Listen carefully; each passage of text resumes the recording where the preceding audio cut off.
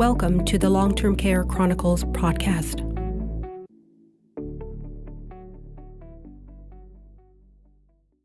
Good morning, Moira. I just wanted to thank you so much for coming on to the Long-Term Care Chronicles to talk about your book, Happily Ever Older.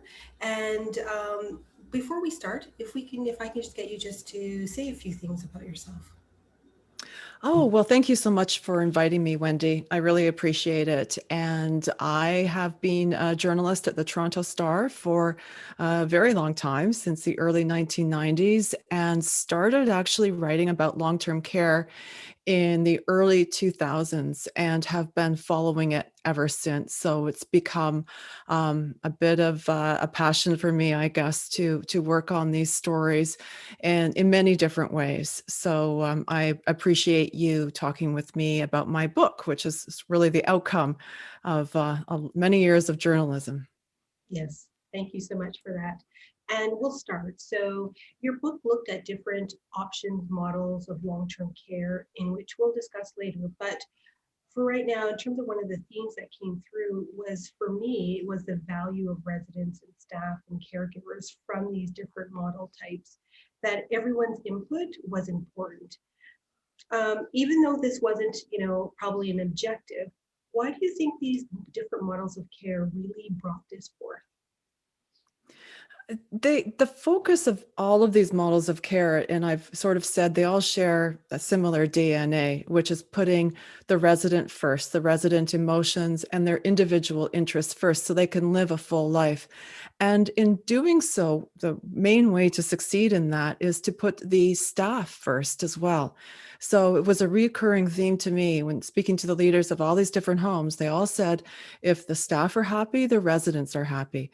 And ultimately, what it did was it gave both workers and residents purpose in their lives. And I thought that was a really interesting piece of this, because as we try to attract more people and good people, thoughtful caregivers to the field, I think that there's going to be a greater emphasis, or a greater ability, I should say, to attract more people when they feel like there's a purpose to the work that they do. It's not just sort of assembly line caregiving, but it's caregiving where you can actually make a difference in the lives of the residents and their families.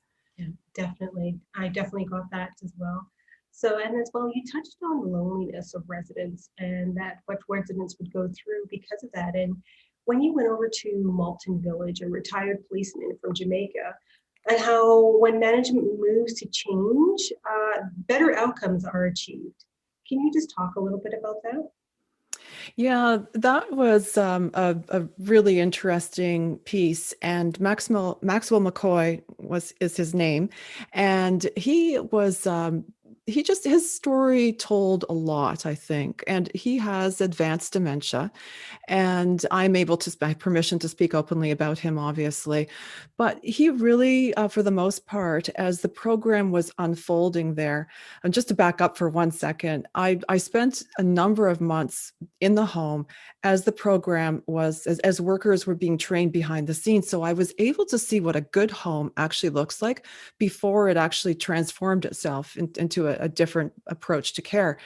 And so this is a municipal home. It was a very good home, but it was empty of life. And so that's sort of indicative. Here you have quite a good home, but still there was nothing going on during the day other than the scheduled events, and that was it.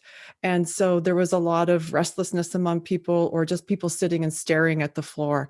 And so Maxwell has advanced dementia, and he did basically sit in his chair with his eyes closed for most of the time. So as the program unfolded, the workers started to feel more empowered. It takes time, but they started to feel more empowered. So they would spend time with him, and it sort of evolved slowly. Nothing happens overnight. And they would start by perhaps massaging his hands and just speaking very closely to him, because he was just in a very sort of quiet state. And as time progressed, workers would stop me when I came in and they would say, "You won't believe this. You know, he opened his eyes today and he looked right at me." And they would sort of tell me as time progressed, the changes that he made and the way he came back to life in a sense. And they were so proud of themselves and they would have tears in their eyes because this was such an accomplishment for them. And so Maxwell's experience was indicative of many other residents' experiences as well. There was another man who would, when basically also advanced dementia, so he really didn't move. And when he was having a shower, used to be that the workers would, bathe him, wash his face, and so on. Eventually, he grabbed the washcloth from them and did it on his own. So he was able then to care for himself. It's a small way, comparatively speaking, but it was a great advance from their perspective.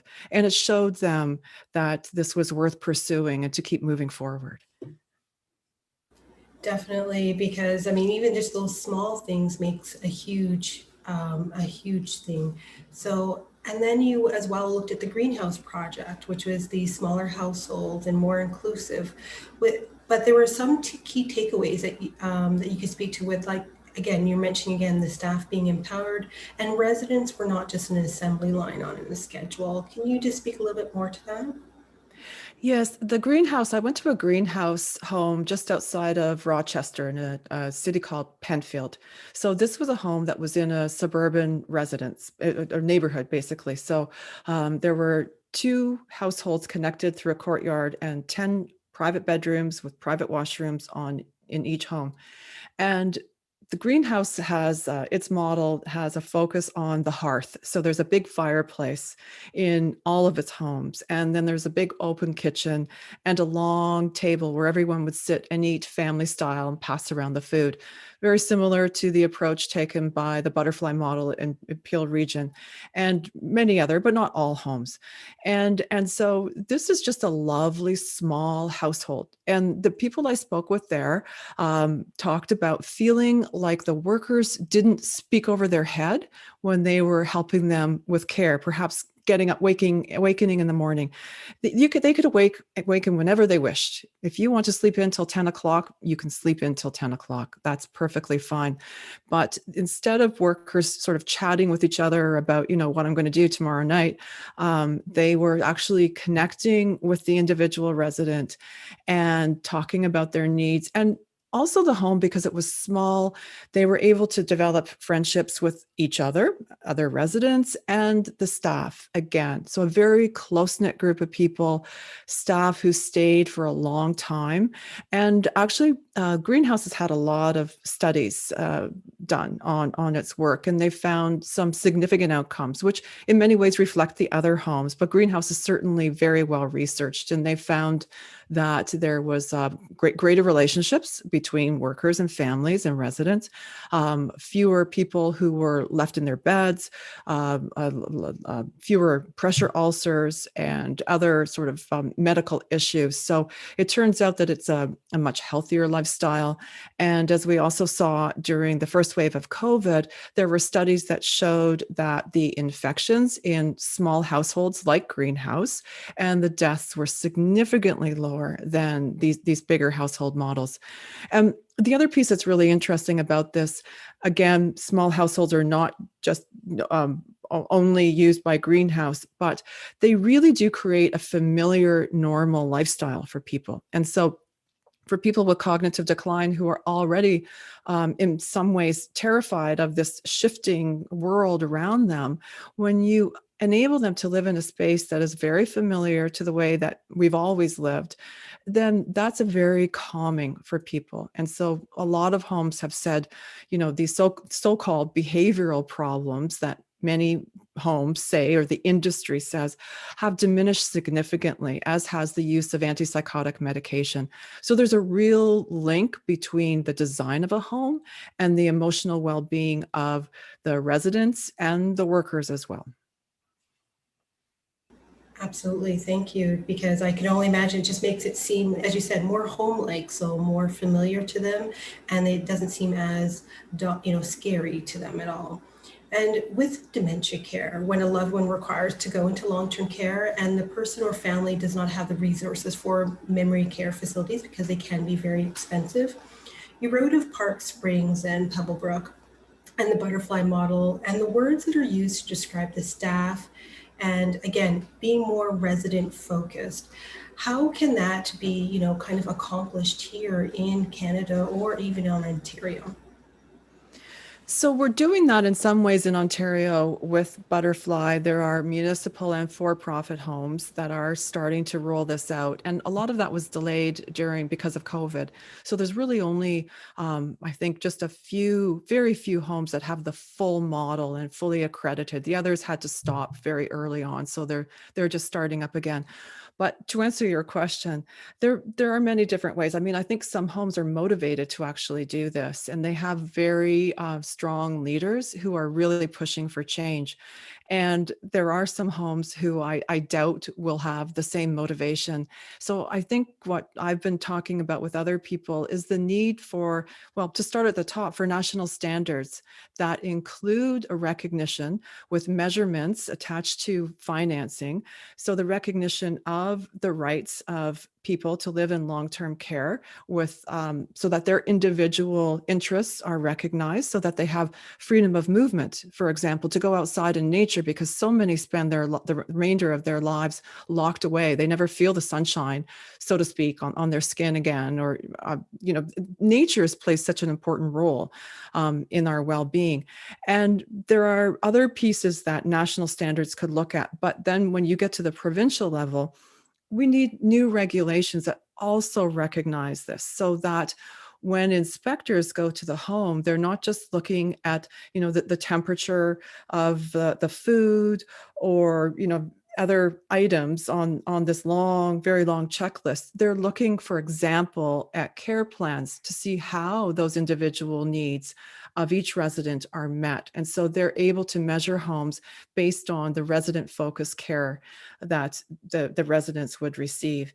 And I think that's a really important piece of it, because unless we change the regulations and hold homes to account, that's not going to change. And while we need better inspections, in many ways, we're not inspecting the right items right now. And so it's not just enough to have more annual inspections. We have to change how we're inspecting. Definitely, I agree with that, and definitely agree with the fact that it's for facilities, it's really the management in terms of the driving force for change within the facility or home, because without that backing, nothing will really move forward with it. I mean, even if there are managers that are focused for it, it still needs the administrator to really push it forward through. So that's good. And again, you touched upon, because this goes into the next question about the conversation right now with the re-imaging of long-term care. And how do you think, you've mentioned about inspections to be able to have that changed. Can you just, I mean, I know that you've investigated a lot. Can you speak to, I guess, what has worked in some jurisdictions that are actually being implanted across the board instead of, in some municipalities, or costly private long-term care? So I looked at homes in all jurisdictions, and none of them really had regulations that said person-centered care. These are homes that individually chose to move forward with this. What's interesting is that they could do it in spite of whatever their regulatory regime was. They were able to manage this. So I think that's sort of an important distinction around that. And for example, in Ontario, I think a lot of people are concerned, operators of homes or managers of homes have said, we don't want to get in trouble with the ministry. We don't want violations. But what they're doing is they're almost self-editing the work that they do in a sense. And so what I have found is that people, leaders in homes from Peel Region to Primacare Living, which also implemented Butterfly. And now the COO, Jill Knowlton, she's a nurse, has moved to Jarlette chain, which has about 15 homes. And she's going to be implementing the same program there, starting, I believe, in September with one home. Nonetheless, what it takes is conversations with the ministry here. I'll talk about Ontario for a second. So people have been afraid, for example, that you can't sit at a long table, family style table, like they do in Butterfly. And that was one of the issues in Peel Region. So Peel's leaders called the ministry and spoke to them and worked it out, and it was fine. Then there were issues around the most of the food is supposed to be served on a steam table, like a cafeteria style hospital. Well, that's not conducive to home living. But a lot of homes are afraid you can't break the ministry, the regulations.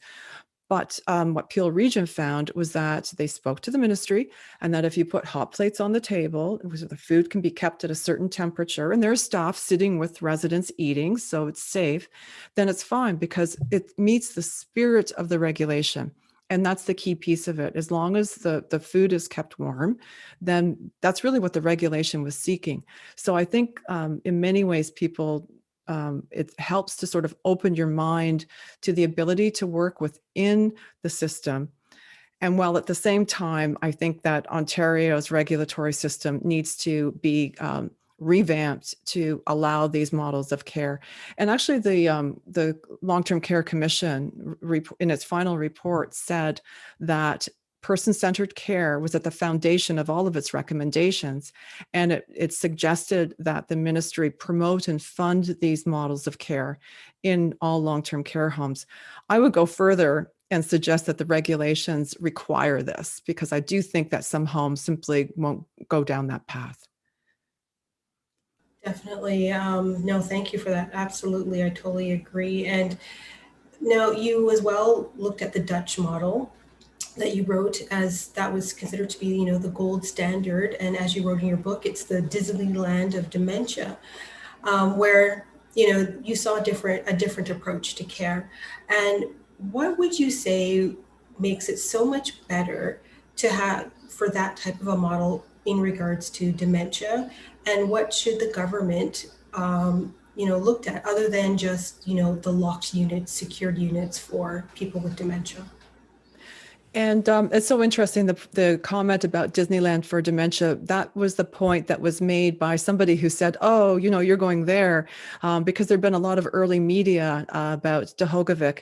And, it just seemed to sort of not really know what to do with this new model of care. So I wasn't really sure what I was going to see when I arrived there, but it was actually a very lovely home. And what was so special about Dehogevik, a few things. Again, very tiny households. There are 27, and they have 6 or 7 people living in each home.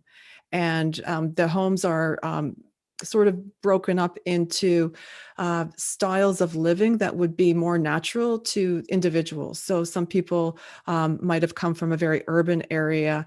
Others might have been quite wealthy, so they would have perhaps linen tablecloths as opposed to something very vibrant and unique, perhaps from the urban area. I'm not sure that we would break up our households in such a way. I think we would have a different approach to that, but certainly the special thing about Dehogevik is freedom. And so it is an enclosed village model. It's on several acres, and people can leave their homes and walk outside and sit in a courtyard, sit in a cafe. They can walk along like little sort of walkways and spend time in the gardens. And to me, it was the freedom piece of it and the ability to be outside that made all the difference for me seeing this, and certainly for the residents who live there, because so many people, as you just said, are locked away. They don't have these opportunities. They don't have the ability to burn off energy like many of us do. And so then they're reprimanded in a sense by a system that says they have these behaviors, when really, who wouldn't act out of boredom if we were forced to sit in a chair all day long and do absolutely nothing? And I saw the same piece related to freedom in North Carolina at Carroll Woods, and they had a very inclusive model there, but people were able to go outside. People with fairly significant dementia were often out gardening. They would walk. And there's a story that I love to tell because I think it's so indicative of the power of freedom. Is a gentleman who had pretty significant dementia.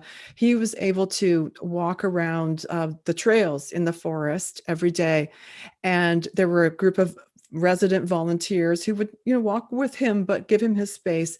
When he came back, he would visit the CEO's office and tell her about his morning, and everything was good and safe. But she said to me, if he was in a locked memory unit, imagine what he would have behaved like. And that just says it all. Definitely, yeah, definitely based on what I've seen as well. Yes, that's great. And finally, like with this pandemic, it's exposed to not only just the caregivers and the family members, but to the greater society of the realities of what is happening in the long-term care sector. Do you think now we are finally at a moment where this sector will finally change? If we don't change now, I don't think we ever will. I think this is the opportunity. We've got this great public awareness right now of the incredible flaws within many homes. Some homes did a good job at protecting, but they were very proactive, and many simply did not. And I think it exposed this incredible widespread ageism that the system has. It's not just society, but it was systemic ageism, actually, that allowed people to die just because simply they're old, not knowing, how many more years of life they would have in them. We just allowed seniors to die from this virus. The other piece that that COVID exposed was the incredible need for people to have emotional connections. And because of the lockdowns, the social isolation, the loneliness that people felt, many withered from that. So I think publicly, we were all exposed to these issues at the same time that the first wave of the boomer generation is turning 75. And people are really waking up to the future and how some of us, not all of us, but some of us, if we end up being vulnerable and nobody can really, predict what may happen to our health, how we may live. And so we could harness this energy now to really push for powerful change. If we don't, then I think this opportunity will probably have slipped away. No, thank you for that. That's right to the point. And I just want to say thank you so much for coming on to the podcast today and sharing your experiences on your book that you've written. And thank you so much, Maura.